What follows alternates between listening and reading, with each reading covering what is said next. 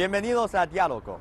Hoy les saludo desde Yangliuqing, un distrito de la ciudad norteña de Tianjin, muy cerca de la capital de China. Yangliuqing es muy famoso porque es la cuna de un tipo de pintura del Año Nuevo chino muy antiguo, pero a la vez sofisticado.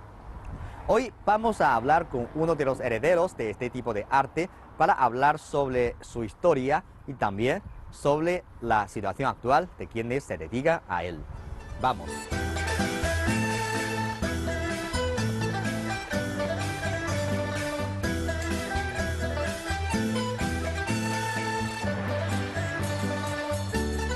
Hola, maestro Huo, lamento molestarle. ¿Qué tal?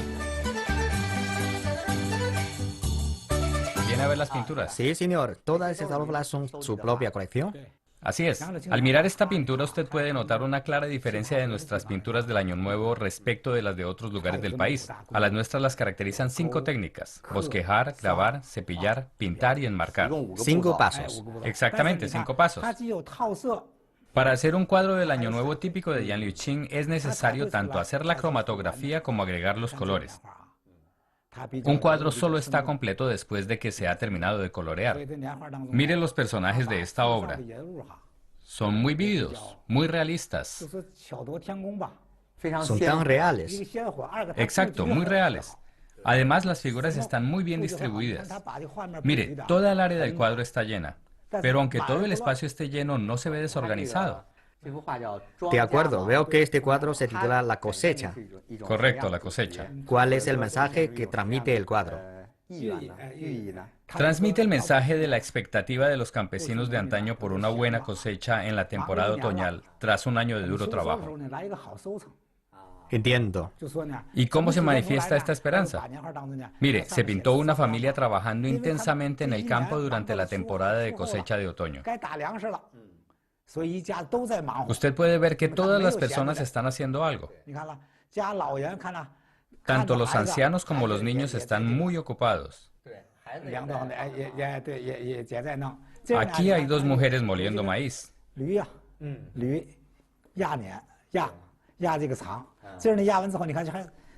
Aquí un campesino está cerniendo los cereales mientras otro muele el trigo para hacer harina. Además, hay otro que está cargando sacos de mijo.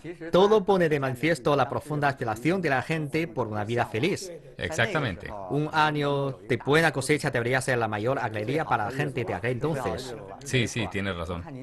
Bueno, me llama la atención que estos 2 cuadros, el de arriba y el de abajo, tengan el mismo nombre. Son similares, pero no iguales. ¿Cuál es la diferencia? A la hora de imprimir la forma de las imágenes, siempre empezamos por las líneas negras, después las verdes y luego las azules y las violetas, en ese orden. Eso se llama sobreimprimir.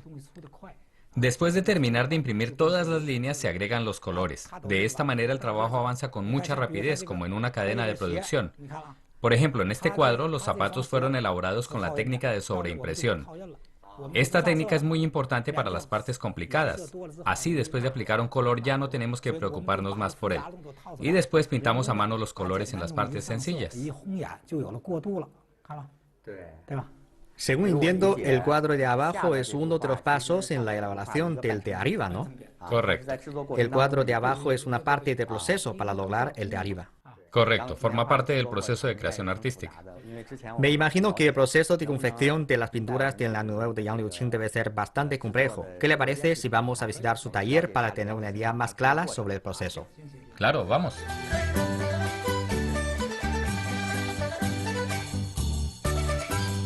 Maestro Huo, por favor, explíquenos cuántas etapas comprende la elaboración de uno de estos cuadros. Son 5. Bosquejar, grabar, cepillar, pintar y enmarcar. ¿Cómo se bosqueja? Al bosquejar decimos que las líneas deben empezar como punta de clavo y acabar como cola de rata, de grueso a fino. Además, hay que pintarlas con buen pulso, para que queden como si fueran hilos de acero incrustados en el papel. Quiere decir que el primer paso es bosquejar una silueta de una hoja para utilizarla a manera de borrador. Exactamente. Después de terminar esto, hay que elegir la tabla de acuerdo con el tamaño del cuadro. En cuanto al tipo de madera, elegimos madera de catalpa. Se necesita un tipo de madera específico. Sí. Tras escoger la madera adecuada, se coloca el borrador sobre la madera y se pega. Después se quita el papel para dejar solamente las líneas bosquejadas sobre la tabla. Así podemos iniciar el trabajo de grabar. Si se utiliza una tabla de este tamaño, ¿cuánto tiempo lleva terminar el clavado? Con una tabla de este tamaño, más o menos una semana. Una semana. Sí, una semana. Por ejemplo, esta. Esta es una obra con el clavado ya terminado. Correcto. Al grabar el cuadro hay que prestar atención a muchos detalles, principalmente las caras y las manos. En cuanto al grabado de las caras, es necesario plasmar de manera vívida la expresión de los ojos. En segundo lugar, hay que elaborar los pliegues de la ropa como si fueran reales. En tercer lugar, es imprescindible trabajar bien el trasfondo del cuadro para dar una sensación de profundidad. Solo cuidando todos estos detalles se podrá lograr una obra tridimensional. De acuerdo, imagino que la exigencia para los artistas es muy elevada, deben estar muy concentrados. Es un trabajo muy exigente. Si uno se pone a pensar en otras cosas, las líneas pueden quedar cortadas y la tabla se echará a perder. ¿Cuál es el siguiente paso luego de clavar la tabla? Hay que cepillarla. Cuando la cepillamos debemos tener cuidado de mojar lo menos posible el cepillo en la tinta y cepillar la tabla con frecuencia. Se debe aplicar la tinta de forma uniforme sobre la tabla. Además, el cepillado hay que hacerlo con suavidad, dando color solamente a la parte de alto relieve y dejando intacta la de bajo relieve. Cada capa de tinta solo alcanza para pintar una hoja. Después de acabar el cepillado, se coloca el papel sobre la tabla para imprimir la pintura.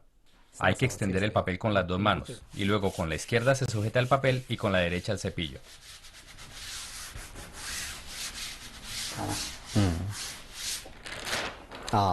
Así se obtiene la silueta de un cuadro. Así es. Y después de eso lo colocamos allí para seguirlo pintando. Entonces, lo que obtenemos es una silueta negra. Una silueta negra. Después toca agregar los otros colores. Rojo, verde, amarillo. Como máximo, ¿cuántos colores se pueden combinar? Máximo 6. ¿Qué le parece esta que acabo de siluetear? Me parece muy bien. Está bien, ¿no? ¿Quiere intentarlo? A ver, Adelante. yo creo que este será el último paso del proceso que podré hacer. Parece relativamente fácil. Déjeme probar. Cepille primero los bordes y luego el centro. De acuerdo. Con las dos manos, con las dos manos. Y ahora con esto.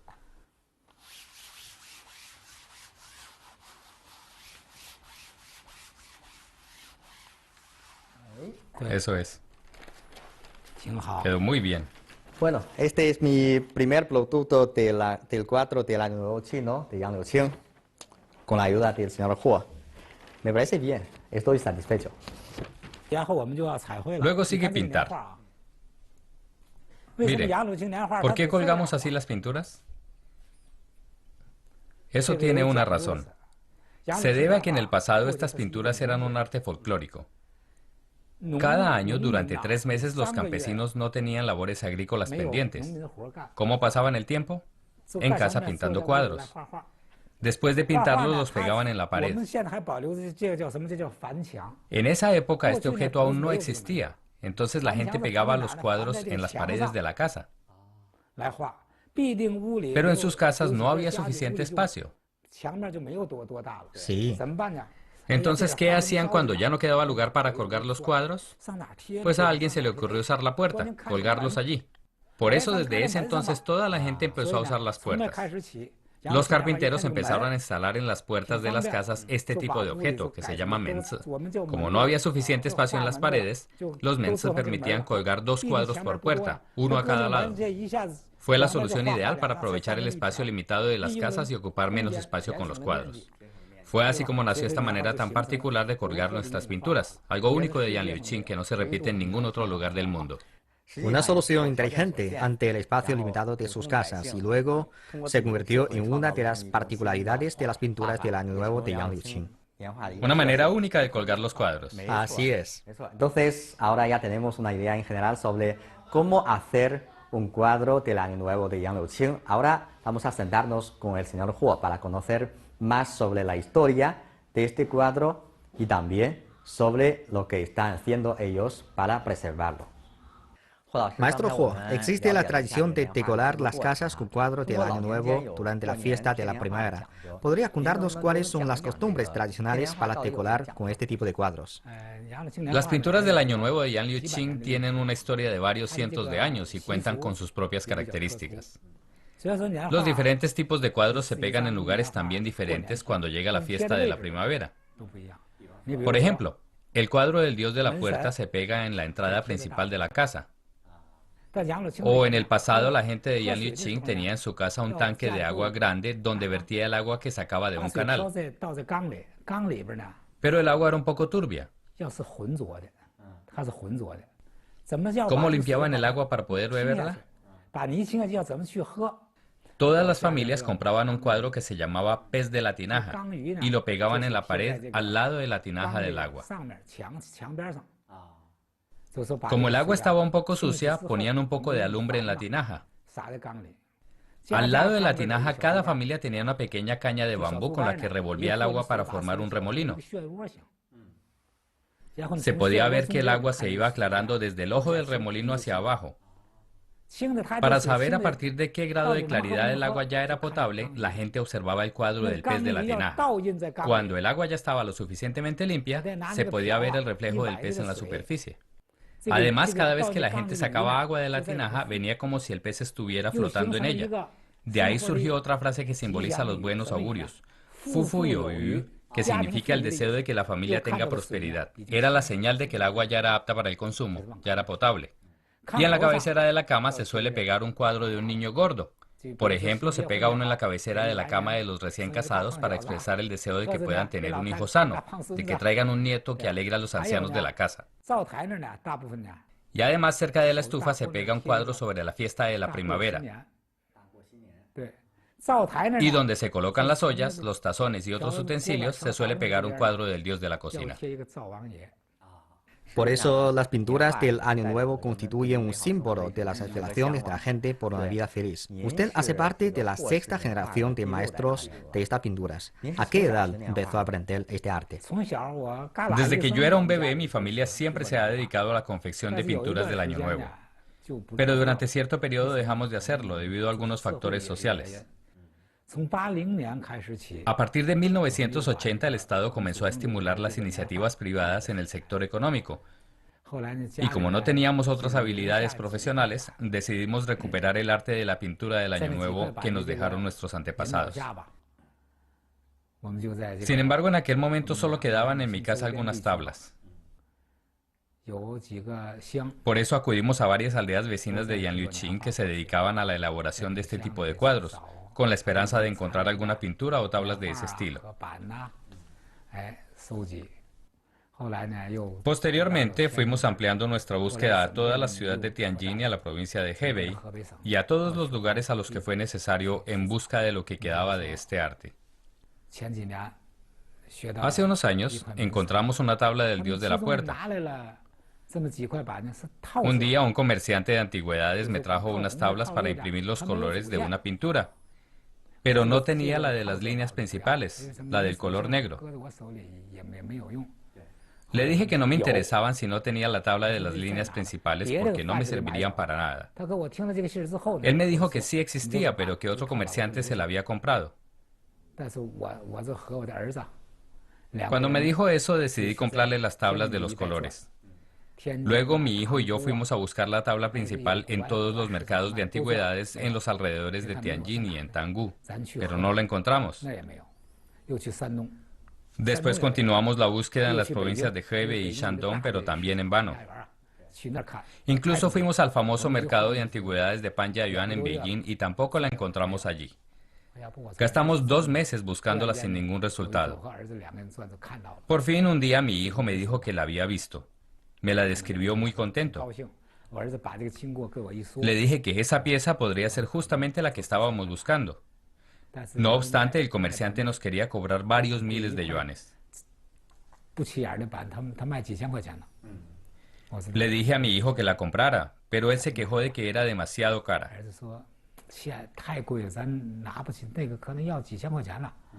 Yo le contesté que aunque fuera muy cara debía comprarla, porque ya teníamos las tablas de combinación de colores que le correspondían. No podíamos dejar las dos partes separadas en manos de diferentes personas. Como decidimos dedicarnos a esto, debemos honrar tanto a nuestros antepasados como a las generaciones venideras. Finalmente discutí el asunto con mi esposa y la compramos. Para ese momento yo ya había comprado tantas tablas que mi esposa se enojaba cada vez que le mencionaba la palabra. Pero es que yo estaba convencido de la necesidad de comprar esa tabla sin importar cuánto costara.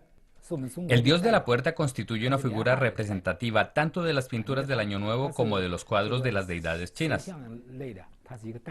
Es por eso que pagué semejante cantidad de dinero para hacerme con esa tabla. Dice usted que inició su carrera en ese arte en la década de los 80. ¿Cuántos años tenía? 30.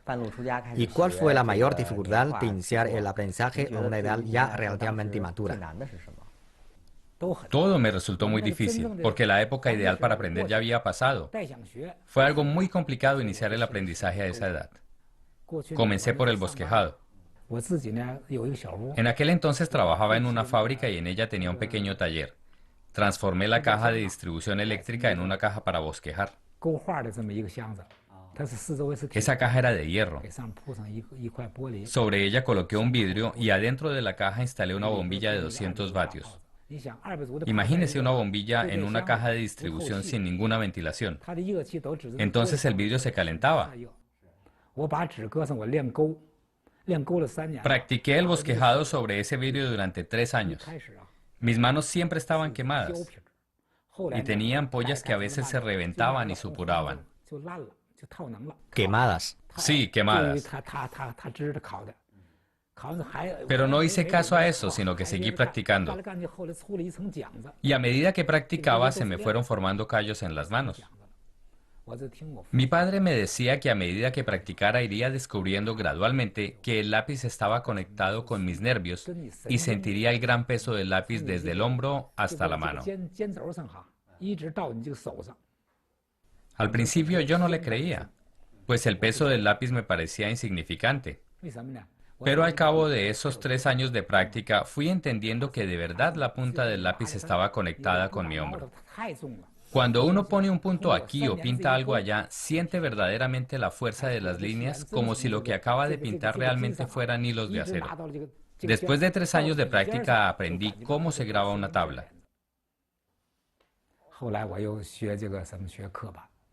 Antes de morir, mi padre me enseñó cómo cortar, cepillar y grabar la tabla.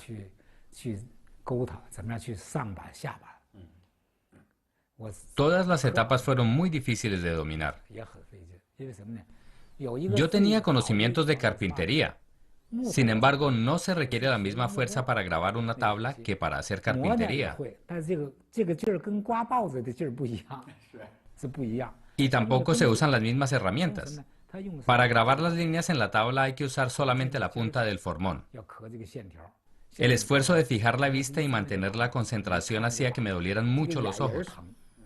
A veces ni siquiera me daba cuenta de que me estaba lastimando las manos mientras grababa. Solo cuando veía sangre en la tabla me daba cuenta de que era yo el que estaba sangrando. ¿Cuál es el tiempo más corto en el que se puede aprender todo este proceso de bosquejar, clavar, cepillar, pintar y enmarcar? Yo creo que actualmente no hay nadie que domine las 5 etapas del proceso, salvo yo mismo. Porque hoy en día los jóvenes viven rodeados de muchas comodidades, mientras que uno tiene que trabajar muy duro para dominar esta destreza. He tenido muchos aprendices, pero muchos de ellos han renunciado a mitad de camino. Es verdad, mucho trabajo. Cuando se ve desde fuera parece apasionante e interesante, pero una vez alguien se dedica a él, necesita toda su pasión y energía, y a algunas personas puede resultarles aburrido. Por eso no lo pueden aguantar. Tiene razón. En una ocasión, un joven que había estudiado Bellas Artes me contactó para venir a aprender conmigo. Yo le acepté y empecé a enseñarle a pintar. Un día me dijo, maestro, mire, este ojo que me enseñó a dibujar solo tiene pestañas en la parte de abajo, arriba no tiene. Lo que pasa es que las pinturas del Año Nuevo tienen su origen en la ópera. Desde la dinastía Qin hasta la época de la República de China, Yan Liuqin envió a más de 200 artistas a las presentaciones de ópera en Beijing y Tianjin. Estos artistas no iban a escuchar las melodías como los demás espectadores,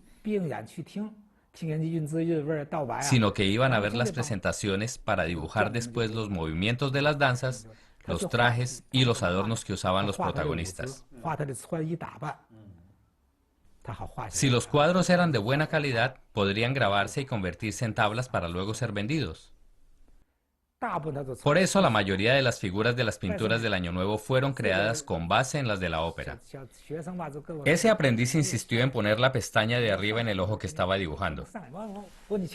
Yo le dije que de ninguna manera, y que si quería hacerlo así podía intentarlo en su casa, pero no en mi taller. Porque aquí trabajamos en el arte tradicional, y si le añadíamos la pestaña de arriba, ya no lo sería. Sin embargo, él quería actualizarlo. Siendo joven, no es algo malo querer actualizar o modernizar las cosas. Le pregunté cuál era la corriente de pintura que había aprendido y me dijo que era dibujos animados. Y yo creí que él quería transformar la pintura del Año Nuevo en dibujos animados. Entonces le aconsejé, puedes intentarlo en tu casa. Si no te sale bien, puedes volver a mi taller. Luego él lo intentó dibujando en su casa y descubrió que las cosas no funcionaban así, aunque en la pintura al estilo Yan Liuqin hay muchas formas diferentes de dibujar los ojos.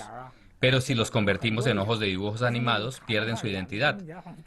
Así que me mantuve firme y le dije que no se podía cambiar la manera de pintar los cuadros. Esta es una cuestión concerniente a la continuidad. Siendo de la sexta generación de artistas dedicados a las pinturas del Año Nuevo de Yan Liuqin, usted busca conservar la originalidad de esta corriente. Entonces, ¿qué actitud mantiene hacia la innovación de la misma? Hablando de la innovación, yo mantengo mi punto de vista. Primero, lo heredado de la generación anterior se debe transmitir fielmente a la siguiente generación. Si yo lo convierto en algo nuevo, la siguiente generación no podrá conocer la fisonomía que trae del pasado. No podemos darnos el lujo de perder las cosas que han pasado de generación en generación hasta llegar a la nuestra. En cuanto a los temas, sí es necesario innovar, porque los temas de la pintura del Año Nuevo de Yan Liuqin siempre han variado de acuerdo con las distintas épocas de la historia. Por lo tanto, en aras de preservar la memoria sobre nuestra época, es indispensable innovar en los temas, pero sin tocar ni un ápice de la técnica. Por ejemplo, creamos el cuadro Puerta Olímpica con motivo de la Olimpiada y otro titulado Revitalización Centenaria con ocasión del aniversario del regreso de Hong Kong a la soberanía china. ¿Cree que existe una buena demanda para las pinturas del Año Nuevo de Yan Liuqin? En este momento el mercado no está muy bueno, pero a mis obras les va bien. ¿Sabe por qué? Yo creo que es porque me rijo por la forma artística tradicional. Eso refleja también la añoranza de la clientela por el pasado. A veces cuanto más antiguo y más rudimentario es el arte, también es más rico. Es por eso que tengo tantos clientes. Ahora está recibiendo la recompensa a su perseverancia y fidelidad a las tradiciones artísticas. Sin duda. La clave al confeccionar las pinturas del Año Nuevo consiste en dar continuidad a lo que hemos heredado de los antepasados y pasarlo a nuestros hijos y nietos. Las obras son la cristalización del gran esfuerzo de generaciones y generaciones de artistas, y nosotros tenemos que dar continuidad a ese esfuerzo. Su hijo ahora también se dedica a esto, ¿verdad? Mi hijo y mi nuera están dedicados a las pinturas del Año Nuevo. ¿Y se dedica a esto por su propia voluntad? Al principio, cuando era pequeño, mi hijo no entendía el significado de la pintura del Año Nuevo y solo quería jugar en la calle con los demás niños. Pero al ver que los jóvenes se fueron a trabajar a las empresas, él se sintió incómodo y me dijo, si yo hubiera escogido otro oficio, probablemente me habría hecho rico. Pero me puse a trabajar en esto contigo y vivo encerrado en casa todos los días. Realmente es algo tedioso. A los jóvenes no les llama la atención estar todo el día sentados allí trabajando en una sola cosa mientras hay tantas tentaciones afuera como los cafés internet o las cafeterías. Por eso decidí dejar que él se ejercitara un poco. Le dije, como te gusta tanto correr por la calle, te he encontrado un empleo adecuado. Me preguntó dónde y yo le contesté, en la oficina de correos. Repartir correspondencia es una gran oportunidad para recorrer las calles. Yo quería que él acumulara experiencias y recibiera una lección.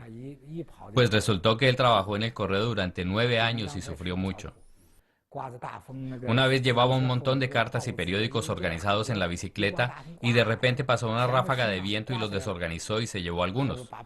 Unas personas de buen corazón que pasaban por allí le ayudaron a recogerlos y organizarlos de nuevo. Al cabo de esos 9 años me dijo, papá, prefiero volver a casa. Yo le pregunté, ¿y para qué?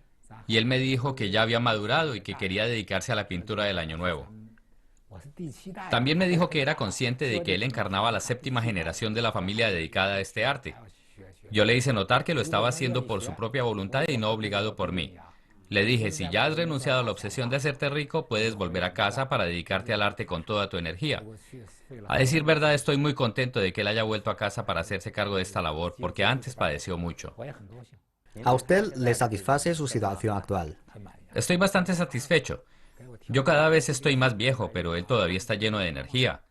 Cuando nos llega un trabajo que exige esforzar mucho los ojos, él lo hace mejor que yo. Está progresando mucho. Sí, mucho. En algunos aspectos él incluso ya va delante mío. Entonces ya puede dejar de preocuparse por el asunto de la continuidad. Sí.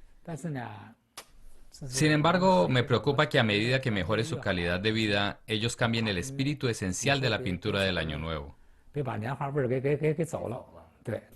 Si se mantienen fieles a la tradición, creo que no va a haber ningún problema. Como heredero del arte de las pinturas del Año Nuevo de Yang Liuqing, ¿qué perspectivas tiene sobre la continuidad y el desarrollo de este arte? La municipalidad de Yan Liuqing da gran importancia a esta cuestión, empezando por la formación que se les da a los niños a este respecto en la escuela primaria. Y además hay un curso universitario especializado en esto. Yo también he enviado a varios de mis alumnos a ese curso a profundizar en sus estudios y mejorar su nivel teórico, para que combinen la práctica con la teoría. Ellos lo están haciendo muy bien. Aquí en Yan Liuqing realizamos cada 2 años una exposición de pinturas del Año Nuevo. Los artistas más experimentados, como yo, así como los aprendices, siempre acudimos a este evento para exponer nuestras obras. Al fin y al cabo es una oportunidad para promocionar nuestro trabajo.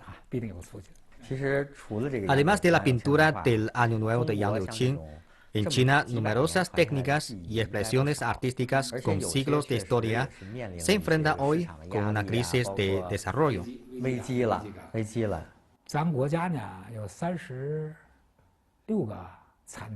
En todo el país hay 36 localidades que producen pinturas del Año Nuevo. A diferencia de la comida, que es algo de lo que la gente no puede prescindir, la pintura del Año Nuevo lo tiene muy difícil para sobrevivir, porque las familias optan por comprarlas o no, dependiendo de su situación económica. O pueden optar por cuadros occidentales para decorar la casa en vez de elegir una pintura china. Pero el Estado ha insistido mucho en que la pintura del Año Nuevo forma parte de la cultura nacional. En el pasado, en todo el país había 4 estilos principales de pintura del Año Nuevo. Posteriormente se hizo popular la expresión Tao del Sur y Liu del Norte, que se refiere a las pinturas del Año Nuevo de Tao Hua Wu en el sur de China y de Yan Liuqing en el norte. Ahora estamos solicitando juntos la inclusión de la pintura del Año Nuevo con tabla de madera en la lista del Patrimonio Inmaterial de la Humanidad. Por eso confío en una perspectiva brillante y promisoria para este arte. Esperamos que mediante el esfuerzo suyo y el de su hijo se logre pasar el conocimiento sobre la pintura del Año Nuevo de generación en generación. Muchas gracias por todo el empeño que ha puesto en esto. A usted.